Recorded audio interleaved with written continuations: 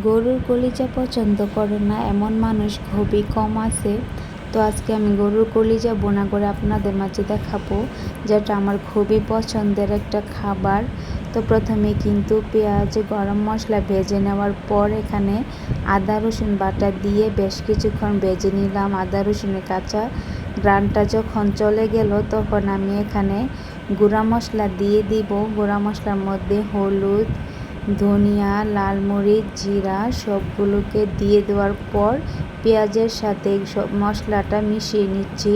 তো এখানে পেঁয়াজের পরিমাণটা বেশি, কারণ কলিজা বোনার ক্ষেত্রে পেঁয়াজটা বেশি দিলেই মনে হয় ভালো লাগে, তার জন্য পেঁয়াজটা বেশি দিলাম। তারপর এখানে কিন্তু আমি পানিও একটু বেশি পরিমাণে দিলাম, কারণ কলিজা বোনার সময় মশলাটা কষানোই হচ্ছে মেন। তার জন্য কিন্তু ভালোভাবে একটু পানি দিয়ে অল্প আঁচে অনেকটা সময় নিয়ে মশলাটা কষিয়ে নিলাম। যখন পানিটা কমে উপর দিয়ে তেল ভেসে উঠলো, ঠিক সেই পর্যায়ে আমি আগে থেকে সিদ্ধ করে রাখা কলিজাগুলো দিয়ে দিলাম।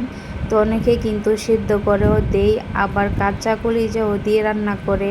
তো আমি যেহেতু ছোটোবেলা থেকে সিদ্ধ করে খেয়ে এসেছি, তার জন্য আমি সিদ্ধ করি সবসময় রান্না করি।